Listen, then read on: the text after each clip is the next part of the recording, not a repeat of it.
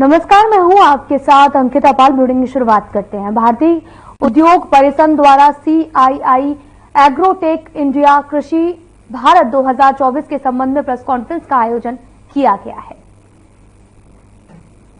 तो सीधा आपको ये चलते लखनऊ, जहां पर CII एग्रोटेक इंडिया कृषि भारत 2024 के संबंध में प्रेस कॉन्फ्रेंस की गई, जहां पर कृषि भारत 2024 के संबंध में जानकारी भी दी गई है।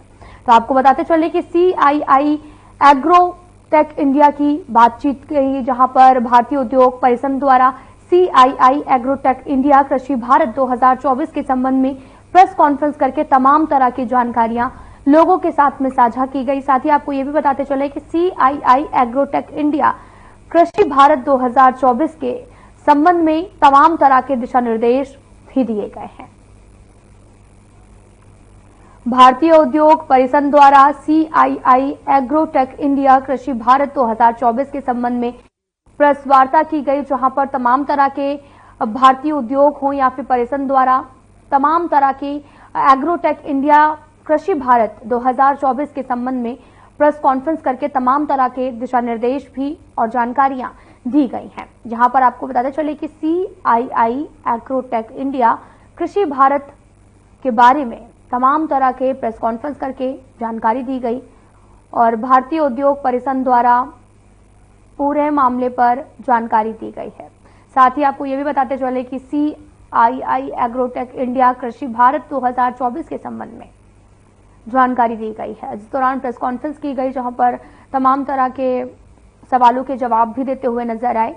और ये जो प्रेस कॉन्फ्रेंस थी वो CII एग्रोटेक इंडिया के द्वारा की गई थी, जहां पर कृषि भारत 2024 के संबंध में तमाम तरह के दिशा निर्देश जारी किए गए और तमाम तरह के जानकारियां भी यहां पर दी गई हैं। साथ ही आपको बताते चले कि तमाम तरह के जो प्रेस कॉन्फ्रेंस हैं वो भी आयोजित होती रहती हैं। तो इसी दौरान ये प्रेस कॉन्फ्रेंस किया जाता रहा है। 15 संस्करण अभी तक इन्होंने चंडीगढ़ में आयोजित किए, लेकिन माननीय मुख्यमंत्री जी की प्रेरणा से ये 16वां संस्करण पहली बार चंडीगढ़ के बाहर ये लोग आयोजित कर रहे हैं। और उसमें नीदरलैंड्स हमारी पार्टनर कंट्री है। उनके भी बहुत सारे सप्लायर्स, मशीनरी मैन्युफैक्चरर्स यहां अपना प्रदर्शन करेंगे। कल से ये प्रोग्राम शुरू होगा। माननीय मुख्यमंत्री जी द्वारा इसका उद्घाटन करके कृषकों के हित के लिए अपना आशीर्वाद दिया जाएगा। कल सुबह 9:50 से यह कार्यक्रम प्रारंभ होगा और शुभारंभ के बाद तकनीकी सत्र कई चलेंगे, उसके बारे में भी जानकारी आपको दी जाएगी। हमारे प्रमुख सचिव कृषि और CII यहां उपलब्ध हैं, ये लोग आपको जानकारी देंगे पूरी विस्तार से। और उसके साथ ही तकनीकी सत्रों के साथ साथ हमारे किसान भी यहां अधिक से अधिक संख्या में आए, इसके लिए प्रयास है कि उनको पास जानकारी पहुंचाई जा रही है।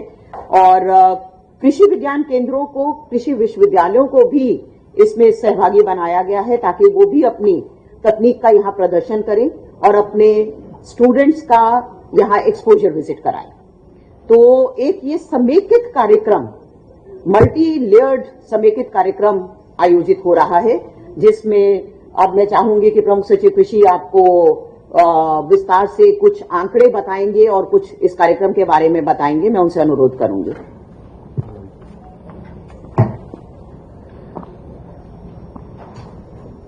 ये जो कृषि भारत के नाम से कार्यक्रम किया जा रहा है, ये इससे पहले CII एग्रोटेक इंडिया के नाम से 1994 से कर रहा है। पहले चंडीगढ़ में किया करता था इसको। ये पहली बार उत्तर प्रदेश में आए हैं और इसके नाम को कृषि भारत के नाम से इस बार पहली बार रखा गया है। जो मुख्य उद्देश्य है, जैसा मैडम ने भी बताया, नई तकनीकी को कृषि में लेके आने का। पहले मैकेनाइजेशन जो था फार्म का, उसके संबंध में था, और अब इसको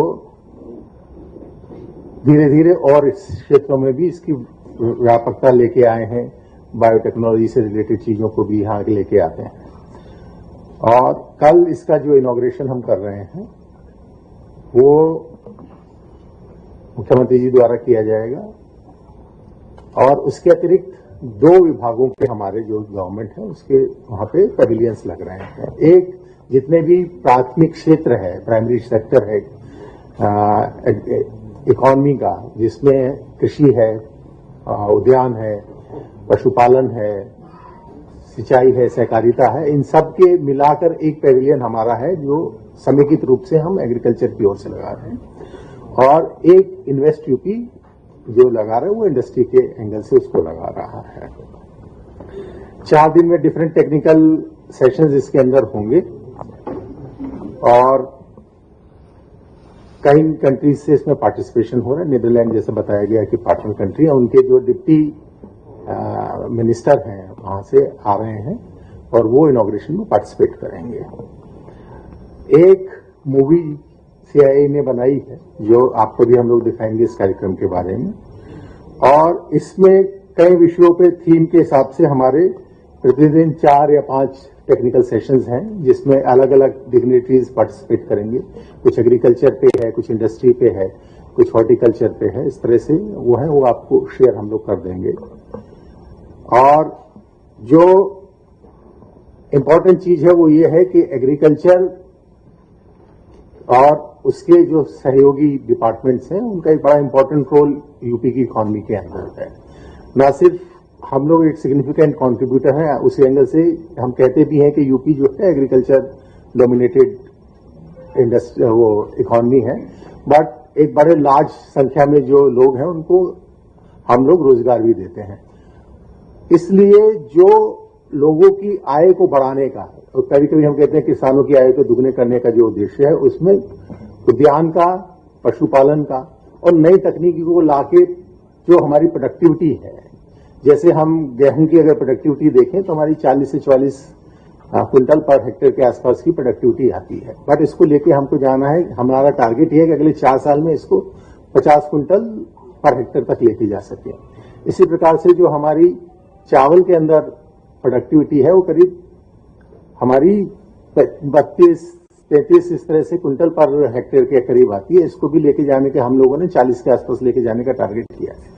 तो जब तक हम नई तकनीकी का इस्तेमाल नहीं करेंगे, नई मशीनों का इस्तेमाल नहीं करेंगे, सीड लगाने का जो तरीका उसको छितरा के बोने की बजाय लाइन से नहीं लगाएंगे, तो उस तरह का जो इम्प्रूवमेंट हमको प्रोडक्टिविटी में लाना है वो नहीं आ पाएगा। इसलिए मैकेनाइजेशन जो है उसका एक इम्पोर्टेंट पार्ट है। दूसरा, ये बात सही है कि उत्तर प्रदेश में पानी की उपलब्धता बहुतायत में है, लेकिन धीरे धीरे एक तो क्लाइमेट चेंज की वजह से, और दूसरा जो बिना कंट्रोल के पानी का इस्तेमाल होने से कितना भी पानी आपके पास हो उसकी कमी लोगों को महसूस होने लगी है। तो उसमें भी जो नए सिंचाई के माध्यम है, लघु सिंचाई के माध्यम है, ड्रिप इरिगेशन है, इस तरह की तकनीकी को अगर नहीं यूज किया जाएगा तो प्रोडक्टिविटी उस हिसाब से हम नहीं बढ़ा सकते हैं। जो हमारे पशुपालन का क्षेत्र है, मत्स्य पालन का क्षेत्र है, उसके अंदर भी कई नई तकनीकों को हम यूज कर रहे हैं। जैसे जो आर्टिफिशियल इंसेमिनेशन हम कराते थे, पहले कहा जाता था कृत्रिम गर्भाधान कराइए, उससे आसानी से आपको जो प्रोजनी आगे मिलेगी, लेकिन अब उसमें भी नई टेक्नोलॉजी आ गई है कि आप ये सेलेक्ट कर सकते हैं कि सिर्फ फीमेल काफ ही पैदा हो, तो उसको हम सेक्स सॉर्टेड सीमेन का बात करते हैं। तो उस तरह की नई टेक्नोलॉजीज को यूज करके हमको अपना प्रोडक्शन बढ़ा के जाना है। और इस समय पे यूपी नंबर 1 है, लगभग 50 मिलियन टन दूध का उत्पादन प्रतिवर्ष करके यूपी अग्रणी राज्य बना हुआ है। तो इन सभी क्षेत्रों में हमको जो काम करना है, और इस चीज को क्योंकि पूरा का पूरा सेक्टर ऐसा है जो प्राइवेट हैंड्स में है, हर एक किसान अपनी मर्जी से फसल लगाता है, अपनी मर्जी से गाय पालता है, तो उसको ये कन्विंस करना कि इस दिशा में काम करे टफ काम है, क्योंकि जब तक वो स्वयं नहीं मान जाता, स्वयं से नहीं देख लेता कि इसको करने से फायदा है, वो उसको इम्प्लीमेंट नहीं करता है अपने यहाँ। तो जो इस कार्यक्रम का मुख्य उद्देश्य है वो ये है कि वो नई टेक्नोलॉजी को आए, देखे कि उसका क्या इम्पैक्ट है, और फिर उसको अपने खेतों में वो उसका प्रयोग करे। मैं अनुरोध करूंगा सीआईआई से कि अगर आप इसको बताने बहुत बहुत धन्यवाद सर। एंड मैं बहुत धन्यवाद देना चाहूंगी कृषि उत्पादन आयुक्त मैडम श्रीमती मोनिका गर्ग जी का, और हमारे प्रमुख सचिव कृषि श्री रविंदर जी का, और CEO invest UP Shri Abhishek Prakash ji का, कि हमें इस आयोजन को यूपी में लाने के लिए और इस स्केल पे करने के लिए उन्होंने हमारा बहुत बहुत सहयोग दिया है, और जो बहुमूल्य समय और सपोर्ट उन्होंने हमको दिया है, इसके लिए हमारा बहुत बहुत आभार है उत्तर प्रदेश की पूरी सरकार को जैसा कि मैडम ने और सर ने आपको बताया कि ये 16वां संस्करण है एग्रोटेक का, जो कृषि भारत के नाम से उत्तर प्रदेश में किया जा रहा है। और ये बताते हुए हमें बहुत हर्ष हो रहा है आपको कि इसमें गवर्नमेंट का पूरा हमारा सहयोग रहा है और ढेर मात्रा में किसान इस टेक्निक्स को, जो हम टेक्नोलॉजीज, इनोवेशन, जिस टाइप की प्रोसेसेस और जिससे उत्पादकता और जो भी इम्प्रूवमेंट्स लाए जा सकते हैं कृषि के उसमें यूपी में, उसके लिए गवर्नमेंट का हमारे को बहुत सहयोग मिल रहा है। और 200 से भी ज्यादा एग्जिबिटर्स देश विदेश से यहाँ पर आएंगे और अपनी अपनी टेक्नोलॉजीज का, अपने इक्विपमेंट का, जिस टाइप का प्रोसेसेस यूज करने चाहिए एग्रीकल्चर के लिए, उनका प्रदर्शन करेंगे। कुछ नाम जो मैं आपको बता सकती हूँ, लगभग जितनी भी बड़ी कंपनियां हैं एग्रीकल्चर के क्षेत्र में,